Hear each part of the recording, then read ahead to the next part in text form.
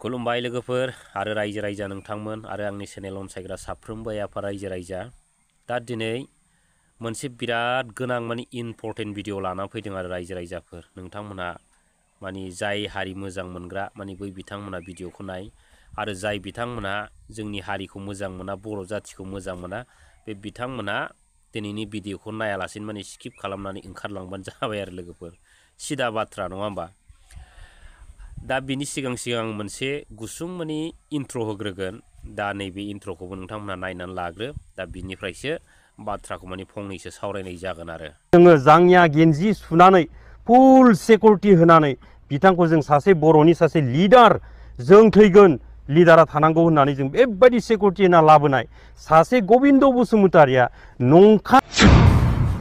एकर्डा जिखि खालामबायसै खिन्थु एनडिएफबि प्रमद बर'आ जोंनि दुखु खस्थ'खौ मोनथिनाय नङा खिन्थु गबिन्द बसुमतारिया मोनथिगौ। थाखा नुनाय लोगो लोगो एनडिएफबिआ सोर 34 बोसोर नांनाया मा बर'नि मेनिफेस्टो कन्स्टिटिउसना मा बेफोर गासैखौ बावगारजोबनानै दिनै प्रमद बर'नि बुंनाय थोननाय बिनि खामान होनाय बायदिसो बे थाबायग्रा जालांबाय। आंखौ सासे मानसिया बुंहरदों ओइ आमोखा सुग्रेब नोंथाङा जेराव दं बावनो था थैनोबो इउपिपिएल आरो आबसुआव दा फैथार नोङो मोनजायाबाबो राननानै बावनो था आं बाव फैनानै नुफैबाय होननानै बुंदों बियो। जेबो गैया ओरैबायदि डेन्जार गोजा होननानै बेबायदि गबिन्द सारनि खोथाखौ लानानै बाथ्रा बुंदों। बियो जाथिनि नांग्रा सासे फ्रिडम फाइटारनि लिडार होननानै मान मोनगौमोन खिन्थु बेबायदि मोननाय नंला। बिथाङा दिनै फ्रिडम फाइटारनि जायगायाव मानि लबि फाइटारसो मोनसिगोन आरोखि। दा रायजो राजाफोर नोंथांमोना बुजिबाय नङा होमबा बिथाङा दिनै रायजो राजाफोरनि गेजेराव मा फोरमायनो सानदों। दा आङो फंनैसोल' बुंगोन रायजो राजाफोर गबिन्द बसुमतारि दानि बिटिआरनि बिथाङा डिपुटि चिफ आरो बेजों लोगोसे बिथाङा मोनसे पर्टफलिय दंबावो आरो दिनै मोननै जायगा लानानै बिथाङा बिटिसिआव दङ। मानि थाखाय बेखौ खुला खुलि बुङाबाबो जायो रायजो राजाफोर नङा होमबा।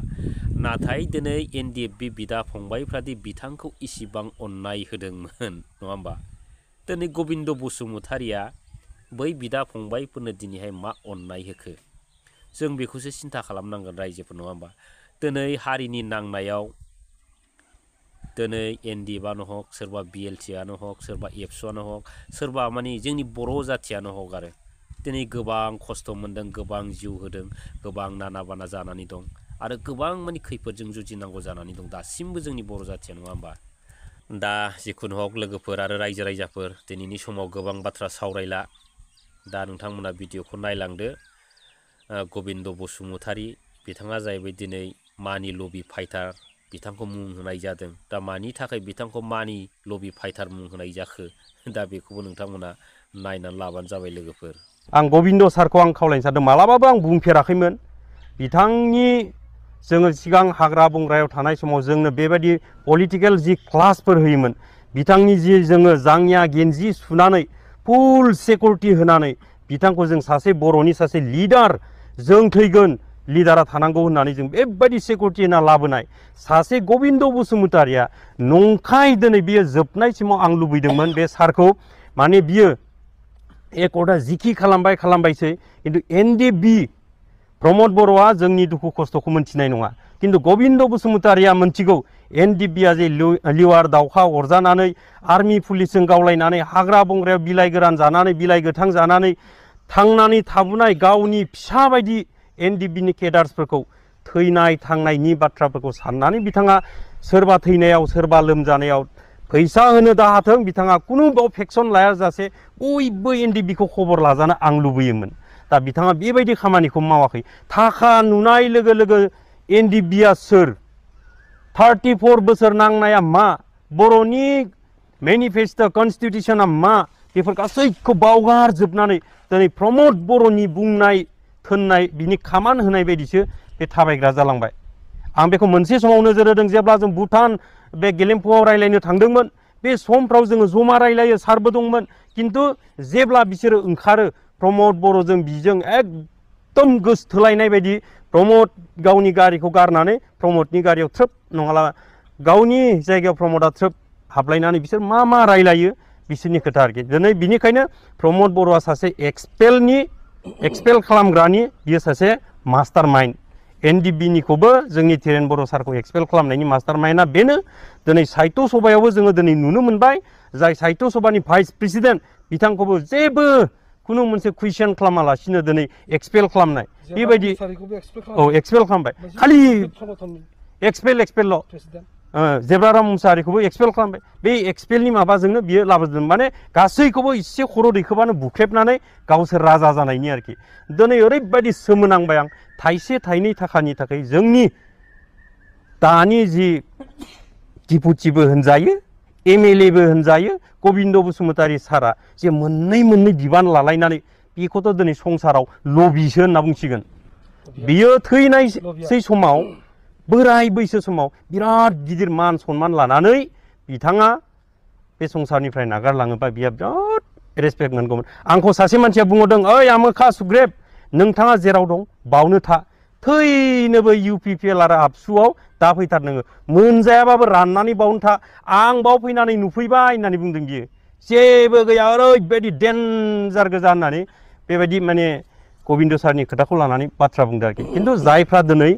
गबिन्द सारनिफ्राय थाइसे थाइनै मोनजादों बिसोरल' गुन गायदों आरोखि बांसिन एनडिबिनि गथ'फ्रानो दिनै दुखु मोनजोबनानै दं बे सार गबिन्दनि सायाव आरोखि जुदि बिथाङा मोजाङै थायोमोनब्ला मोजां खालामोमोनब्ला बयजोंबो बाख्नायजागौमोन सासे रिभलिउसनारि हिसाबै बाख्नायजागौमोन सासे बियो जाथिनि नांग्रा सासे फ्रिडम फाइटारनि लिडार होननानै मान मोनगौमोन खिन्थु बेबायदि मोननाय नंला बिथाङा दिनै फ्रिडम फाइटारनि जायगायाव मानि लबि फाइटारसो मोनसिगोन आरोखि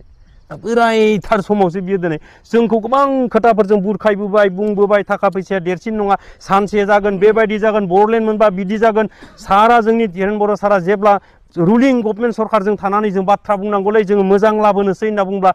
एकदम मोसा बायदि सोगोमनानै बाथ्रा बुङोमोन मालाबाबो जों आलादा बर'लेण्डनि बादै खुनु मोनसे आं थैब्लाबो सहि होआ आं एमएलए जाया एमपि जाया प्रमद बर'आबो बे गुनखौनो गायबोदोंमोन आं मालाबाबो आसाम डिबेट 50 खालामनो हायाबा एमएलएबो जाया एमपिबो जाया इएमबो जाया जिएमबो जाया होनग्राफ्रा सानैजों ओरैबायदि मिलायदेरबाय आलु लाब्रा ओरैबायदि नागारलायनो हाखाया आरोखि दा बेबायदिजोंसो सरखार दैदेनगासिनो दं दा मानो नांदोंमोन जाथिया 50 बोसोरनि बारा बर' जाथिया मानो नांदोंमोन बेबायदि मालायजों आदि सरखार सालायनोसो नांदोंमोन नामा बेबायदि मोनखानाय पावार फांसनफोरखौ हरजोबनोसो नांदोंमोन नामा बेबायदि हानि बिथाफ्राव दिनै जि जायगायाव दिनै गुबुनारिफ्रा गिबायमोन ट्राइबेल बेल एन्ड ब्लकआव जोंहा नामजारि जाया हा फाननो जासियोमोन बेंटल बायदियाव दिनै बेंटल बायदियाव गुबुनारिफ्रा हा बायनो जासिग्राफ्रा दिनै मा खालामबाय पावार फांसन मोननाय लोगो लोगो उरि हाफाव बायदि लुखोबाय दिनै न'आ मानो सोर होखो पावारा दिनै बिटिआरआ होबाय जेबो गैला दिनै बिथांमोनासो जोंनिफ्राय हा बायै बायै न' लुगासिनो दं जोंनि बर'आ सिगां जेरै बन फानना जादों जेरै हाजिरा मावना जादों जेरै एकदम खामला मावनानै जादों बे एखे अबस्थायावनो दं मानो दिनै बेंगालरफ्राव थांनो गोनां जादों बेफोरनो बर'नि समस्याखौ बेबायदि गरिब गुन्द्राफोरखौ समाधान खालामनो होननानै नांबोनाया बोरो दिनै मा लाबोनो हाखो